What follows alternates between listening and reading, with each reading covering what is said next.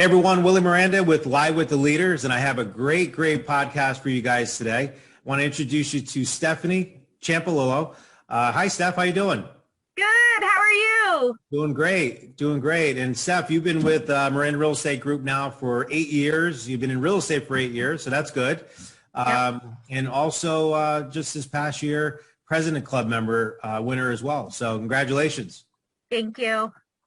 So Steph, I want to talk a little bit about today, just a little bit about your business and what you've done. You've done a great job.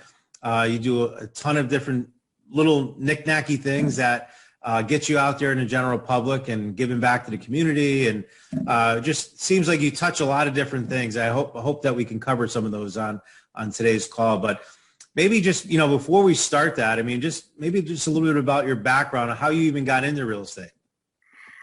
So I got into real estate 8 years ago, and the desire came, I would say my father's a contractor. Mm-hmm. So I would always go on jobs with him, and learn how to hold a hammer, basically. So that got my interest into, housing.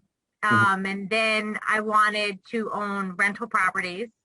And then that grew into, I want to sell these. So I wanted to sell houses.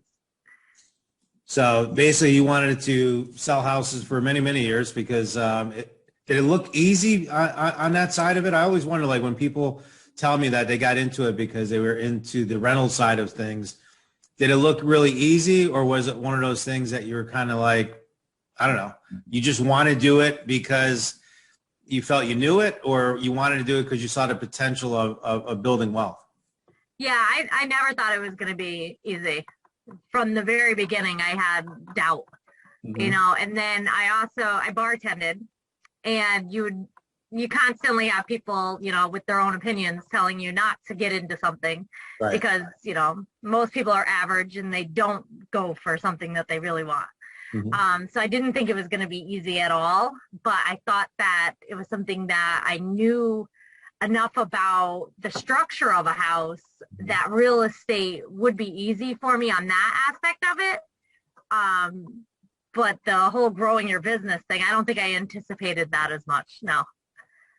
Well, speaking of growing your business, you mentioned bartending. You were bartending at the time when you actually started with us. And I remember we had some early morning trainings that you weren't too fond of when we would have training. And every once in a while, where's Steph at? Where's she at? And you were working very, very hard running, bartending and pretty much running that business and did a really great job with that. How did the transition go? Because I know that there's a lot of people out there that still work or are working part-time that maybe want to get into the business. But to actually just one day flip the switch and go cold turkey, how did that work for you? How did you make that transition? Slow and steady. Mm-hmm.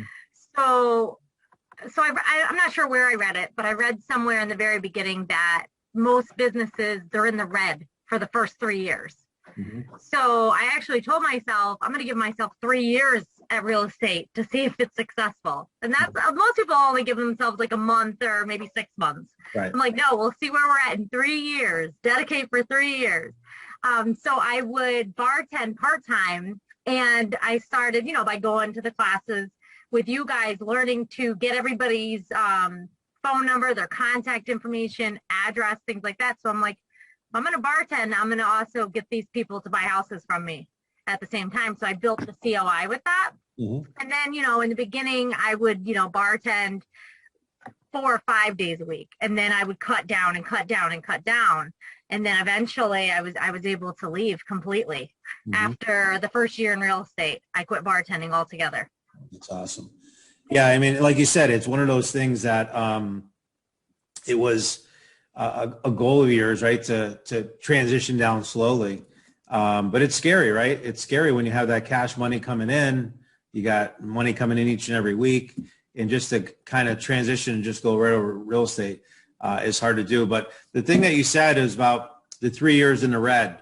And this is why I think it was 87% last I checked, 87% of real estate agents fail in the real estate business. They're actually out of the real estate business because they weren't able to survive that first couple of years. So the fact that you kind of transition, I thought was key because you really can do both, but you gotta obviously work hard. And I know there were some nights that you said you worked till 2, 3, maybe even later in the morning, Yeah. and we're out showing properties the next day. So Yep. it's definitely something that's not easy, but obviously it paid big dividends for you. Yeah. All right, so I wanted to ask you, when you think about early struggles when you made that transition, and let's say now you're in real estate full time. I know it wasn't easy even then, right? You still had to work pretty hard to maintain and to keep, the success that you wanted to be at, and to really build up to that. What were some of the early struggles that you felt you had going into the real estate business? Well, I would say confidence. I wasn't afraid to tell people that I was in real estate, but the very first thing that you hear is, so how many homes have you sold? How many homes have you sold? Right. And in the beginning, I would kind of take that as a negative and say, oh my God, they're going to know, like, I'm struggling. I'm still trying to make it. Mm-hmm. But then I'm like, wait a minute. So I can say how many the team sold, right? And you can actually, if people are asking you about real estate, use that to your advantage. Mm-hmm. You can answer the question with what your team is doing, and then also say, why? Do you know somebody that's looking? So use that. They're bringing it up to you. That's a perfect opportunity. Yeah. Well, it's funny you say confidence, because I remember, and you probably remember this like yesterday, I remember when you didn't want to go on a seller lead. You didn't want to work with sellers. Remember that? I was so scared. Yeah. That very first, you're like, I don't like seller leads. I don't want to go on seller leads. Mm-hmm. And I think the reason for that is because working with buyers sometimes is easier, right? Where you're going out, you're showing them property, but there's so much more, pressure on us as real estate agents, that when we're representing a seller, that we're selling their biggest asset that they probably own. And now they're, Steph, what are you doing for me? Right? What are you doing for me lately type thing? And if you don't have the right answers, or there's just not a buyer out there right now in the marketplace, it puts a lot of pressure on us, because we feel somewhat that we failed our client when we can't deliver on it. Yeah. Right. Yeah. How did you gain the confidence on selling lead, or working with sellers, I should say? How did you gain that confidence? Because you were pretty adamant that you weren't comfortable at it, and you really didn't care if you worked with one seller ever moving forward, that you want to just work with buyers, but you switched the pitch on that a little bit, and you do a great job on both. So what allowed you to make that move? Well, in the beginning, Brian would go on all of the appointments with me. Mm-hmm. All of them. I just couldn't go by myself. I was like, no, I need one more time. Just go out in there one more time. You're like, but you have to do the talking. And I'm like, So I would just keep practicing it. But I would say the biggest thing for me was the listing presentation that we have. I went in and I tweaked it to my own. Right. But that allowed me to focus on the screen. So I could pull up the listing presentation, and I could focus more on that than just, trying to figure out what to say at what time. So I just kept practicing presentation, and then it would just kind of flow naturally. And then, they ask kind of the same questions as most people do, and then you learn how to handle those objections too. Yeah, so that's a key thing that you just said, is a listing presentation. And I think you hit it right on the head, because I do know of a lot of other agents that don't use a listing presentation. Even unfortunately, some agents in our own company, we have a great listing presentation, and because they didn't practice it or they didn't use it, they feel uncomfortable using, and then they just go out and they really just wing it, right? So I got to say, though, the majority of our agents do use a listing presentation, and as long as you follow it and go through, the success rate is pretty high. So you're right. It keeps you confident, keeps you in control of the actual interview versus them controlling it. Yeah, absolutely. Absolutely. So let's talk about lead generation. I know you do a lot of different things on lead gen. Obviously, we talked about your center of influence, that you were doing some with that, not doing some with that, doing a lot with that. But if you had to pick your three, say top lead generators, what would those three be? So I like to lead generate. I like to do things that I like, right? Like I'm not a cold caller. It's just not my thing. Right. So I'm thinking outside, like, all right, well, what can I do to meet people that I enjoy doing, that I can build relationships with them? Mhm. So I do a lot of activities. Like I'm in the pool league. I'm in a golf league now. I have a women's group. I'm in a gardening group. I go to yoga. So it's all things that I really like to do. And that's, where you meet people and make friends. And then I would also say Facebook. Facebook is huge for me too. Pretty much everybody I know is on there. And the business page on Facebook, that's grown tremendously. Like if I do giveaways or something like that on it, I'll start getting the more engagements.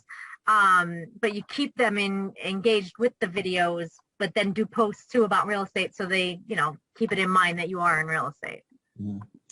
So your top lead generation is really networking, getting out there, right? Doing things that you like you said, yoga and all the things that you just said, and just meeting people. And it sounds so simple, but why is it so hard, I guess, for people to do it? And I guess there's got to be some type, you got to have a personality for doing that, right? If you're someone that's really shy and quiet, you're not going to talk to people. Well, I don't know, Steph, correct me if I'm wrong, but I think you were kind of like that to begin with, right? Like you didn't want to talk to strangers or meet different people you had to meet. This allowed you to get to know them, so they weren't a stranger. Exactly. Well, how would they even know that you were doing real estate? So, well, I'll start a conversation asking people what they do, and then naturally most people will ask you, well, and what do you do? So it comes up that way. Or I'll wear a shirt, or invite people to different parties that you're doing. I ask people in Facebook, the messenger, I ask them for their addresses around in the beginning of the month. I go on and see who has a birthday this month. And I go on and I say, hey, I like to send birthday cards to people that I like. And most people like getting a card, and it keeps my name out there as a realtor. Can I have your mailing address? And they'll give you your mailing address. That's a great idea. See, so a lot of the things that you do indirectly. Like you're not the type, hey, just give me your email address and your mailing address. Like that would feel funny for you to do, right? Not your style. But if you say, hey, I want to send a birthday card out to you, right? Anyone that I like, I want to respond to. And what would you say your percentages are of you getting the information? Almost 100. Okay. Maybe 90, 95%. Okay. That's still pretty good.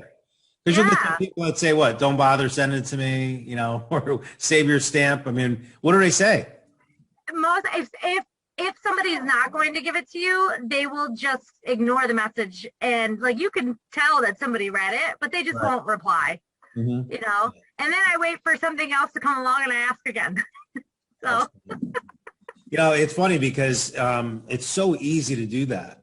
And, I didn't even think about that before. Just ask them for your birthday. It's their birthday. You want to send them a card. What's their address? Anniversary, baby, anything. Yeah. And listen, nothing's 100%, but geez, 90, 95% response rate is pretty good. Yeah. Really good. People like when you're just kind of like, well, you're giving them something, but you're not being salesy. I mean, I like sending birthday cards, Well, that's great. So you're doing networking, you work with your COI, you're not doing any cold call, not working for sale by owners, expireds. Do you do any type of paid lead generation at all? Do you buy any leads? No. That's great. So all of it's all organically grown and you bring it in that way. So, okay, awesome. Let's talk a little about work-life balance, because I know that that's something that's very important to you. And I've seen it over the years where it's becoming more and more, I should say not more and more, but a lot better as far as you wanting to do more things and you setting goals and actually achieving them and doing things. But talk a little bit about the work-life balance. Like, how do you adjust your schedule throughout the week, throughout the month, throughout the year to make sure you have that balance? Well, that's something that I still do struggle with. I've gotten a lot better at it, but I use the calendar on my phone and I block something out. If there's something that's important, I just know, like, okay, so this time frame, you can't do anything else. So if you put it in there, it's blocked out. So if somebody calls you and they want to set an appointment for something, you look at your calendar, it's already blacked out. So you're not going to put it in there. Right. Right. So let's say you had, like, what's one of your favorite activities to do with a family member? So, well, my favorite activity, well, my nephew, I mean, he runs, Right. you know, he has. I knew you were gonna say nephew. That's why I said family member. Oh, yeah. Yeah. You do a lot with your nephew. Actually, he was at our car wash and helped us out with our car wash a couple weeks ago. Yep. But if you had a, say, he was running on a Saturday afternoon and you had a client that called you and said, hey, I want to go see some houses Saturday afternoon, you wouldn't say, yeah, I'm going to go to my nephew's event, would you? Or how would you handle it? No, I would just say I'm, not available at that time, but can you do Sunday at 2? Right. Or something like that. And I wouldn't just leave it as, oh, I'm busy. I would say, but I can be available for this time frame. Right. So offer them something at the same time. Right. And why is that though, Steph? Because you know what I'm getting at. Well, it's like you don't want to just tell people no. You want to have an alternative that actually works for them, but also where I'm setting like the time that we're going to do it. I don't want to just say, oh no, Saturday doesn't work. When's good for you? Right. I think the other thing too, and what I was getting at was that I think a lot of agents give too much information, especially if they have busy lives. That, hey, well, I can't because my nephew's got a meet on Saturday, and then my cousin's got something going on Sunday, so I can only do it, maybe on Monday. Like, clients generally don't really care what you're doing, right? They don't care you're going to a track meet, but they want to get into that property. So my point is that if you just say, hey, you know what, I already have an appointment, usually they're okay with it and you can reschedule it. But when you start throwing in why, they feel you're too busy for them. Yeah. Or they start, putting your priorities on their scale, and that's just no. But I do always like to offer an alternative time. Yeah. All right. A lot of relationships. You do a lot of business. I know you did over 35 transactions last year, and I know that's a goal of yours to be on. Actually, you're above pace for that here and this going into this year. But let me ask you something. When it comes to working with agents, right, inside of our company and outside of our company, what do you do to maintain those relationships, and how important are they to have good relationships with them? It's really important. We all work together. We're all in the same boat, really. Just be nice. Be nice and show other people respect. Right. I've noticed, to be honest, this can be, I guess, arrogant. It can be an arrogant business, because there's some money to be made, right. But you always talk to everybody, colleagues, everyone with respect. Yeah. I had a listing that, we had 8 offers. 7 agents had to be let down. They worked hard. They took time off of their weekend to show the property. Right. So, the 7 that didn't have their offer accepted, I sent them like a little note with a free scoop of ice cream. And I'm like, I've been in that boat. So yeah. Nice. It's funny because any agent I talk to outside, or even in our company, always say how nice it is to work with you. And, again, the happy thing, I think I told you that before our call. I was reading something the other day and it told me to write down part of this exercise, to write down who's the happiest person you know.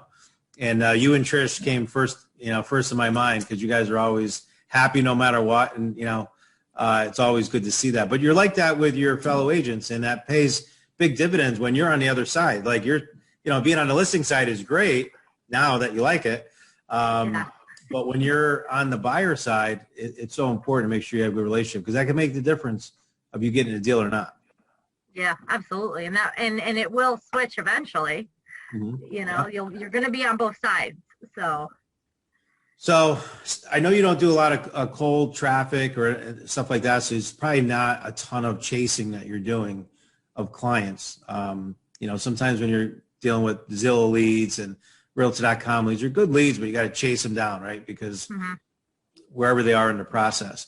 But if you're getting referrals and people that are coming to you, Is there anything that you like to do on a follow-up plan, or, I mean, obviously you're getting back to them right away, but, like you mentioned, sending out personal notes and stuff like that. What do you do on follow-ups to leads? Like if they're not ready right now and they say, hey, you know what, Seth, call me back next year in 6 months.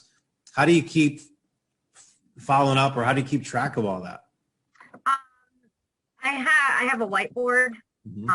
It's actually on another wall, and I have different categories for people, and then I put dates next to them. So I'll use like a red marker for the date that I need to contact them, and then I'll use like blue to write a note on how the call went, and I keep them on there so I know, if somebody said, oh, and Facebook Messenger, somebody messages me, I think I want to buy a house, Steph, can you help me?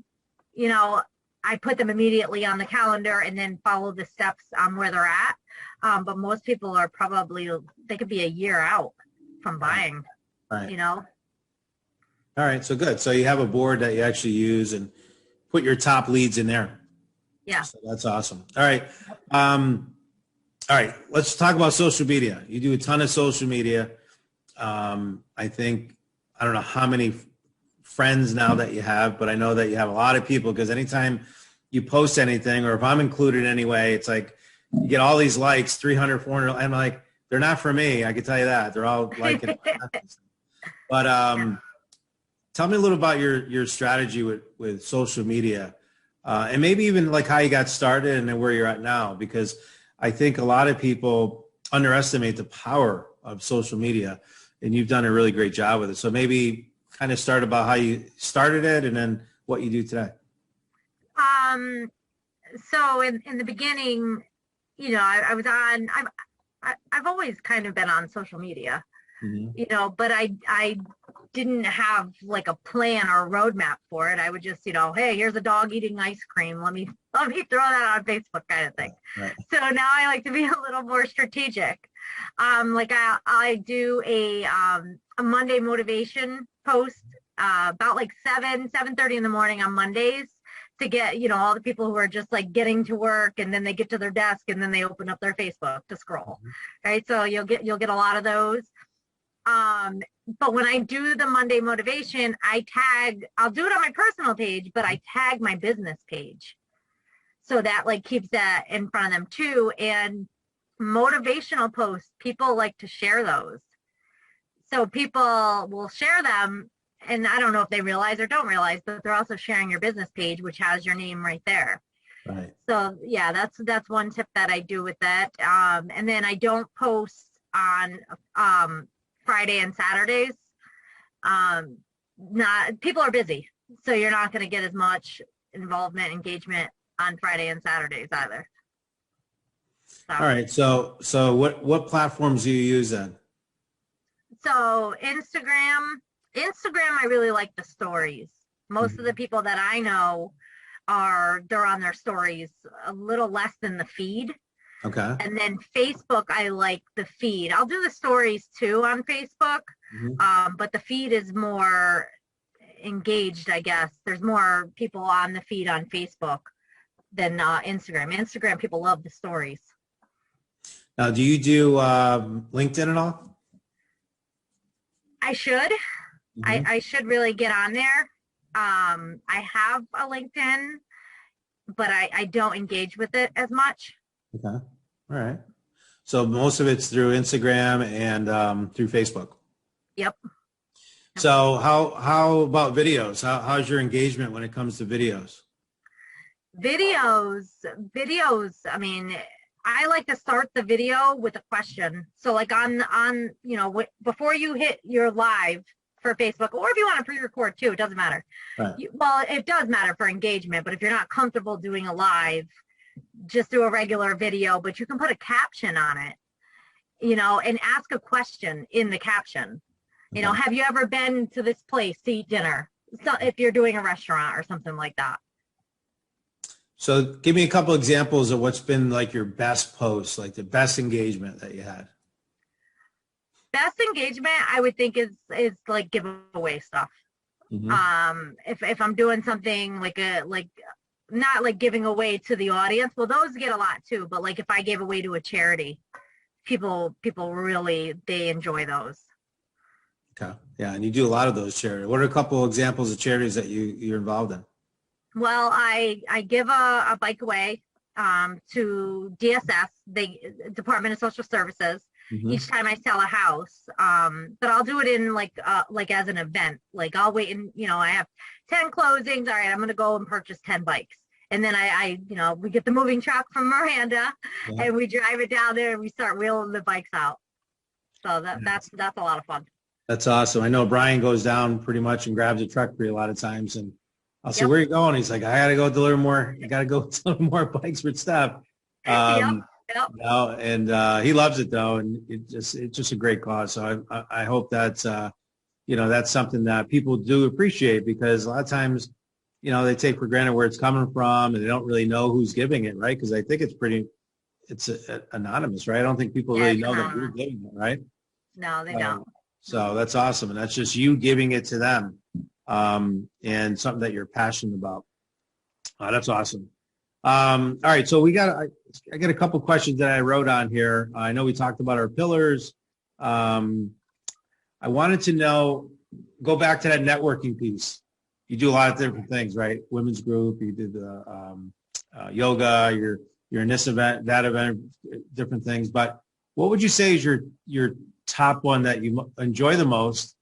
And then is that necessarily the one that you get a lot of referrals from, or the most referrals from? So I would say, well, the one that I enjoy the most is the billiards, the pool teams. Okay. And I get a lot of business from there. Those are, they're my friends, they're people I know, they're a large group.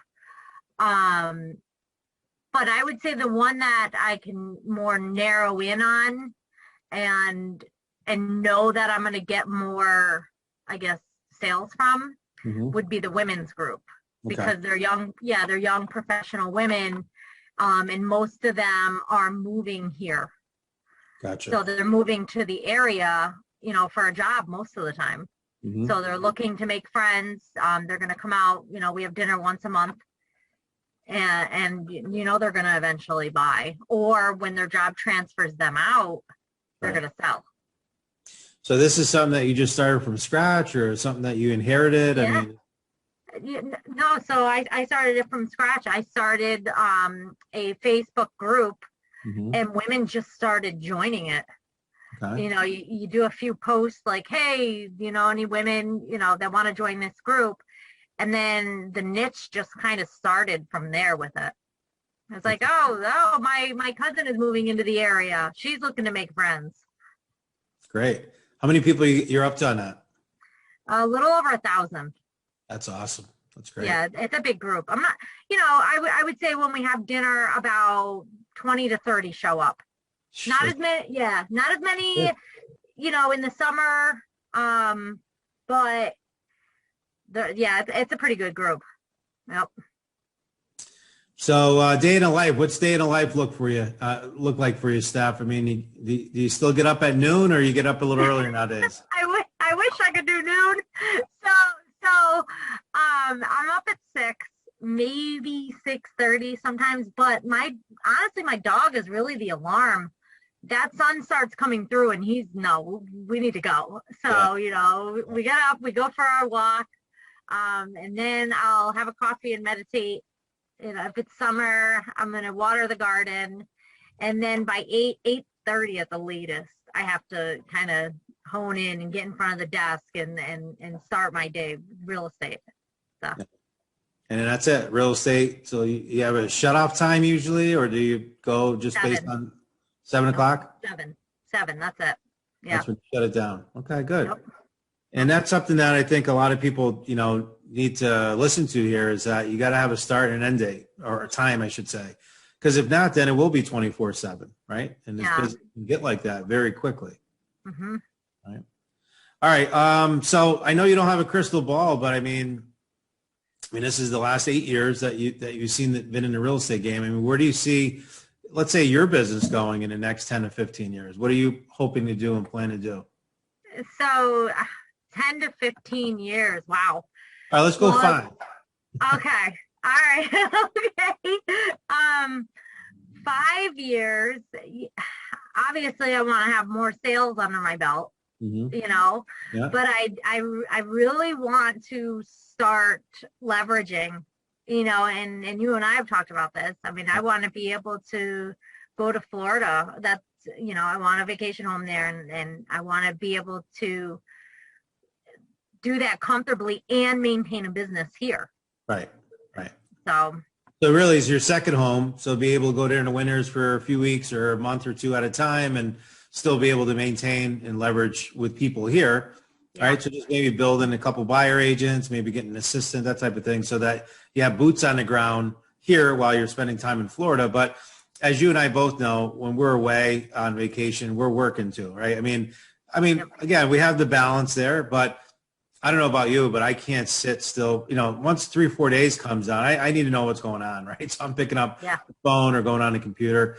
But there's a way to do that where you can kind of check in, make sure things are going good, and then go out and enjoy time. And what a nice, I mean, Florida is a great place, right? I couldn't think of a nicer place to be at. Yep. All right. So, you know, there's people that are going to be watching this that may want to reach out to you for questions or, you know, things on social media or a women's group and how to get started and stuff like that. Or there may be, you know, people looking to buy or sell too, that want to buy or sell real estate. What are, you know, 2 different ways that they can reach out to you if they want to get a hold of you? You can call me, text me, and my number is 518-847-5599. Facebook, you can message me on there, you know, and email too. My email, stephanieisyuragent@gmail.com. Okay, stephanieisyuragent@gmail.com. All right. Well, Stephanie, thank you so much for taking time out of your busy day. And, you know, you had a great year last year. You got another great year going this year. And I know you have a great career still ahead of you in real estate. It's not over. You're just starting. You're just getting warmed up. Yep. Thank you. Thanks for having me too, Willie. Thank you. All right. Thank you. And we'll talk to you soon. And if you're watching this video, scroll down, leave a comment. And like I always say, let's go get them this week. Thank you.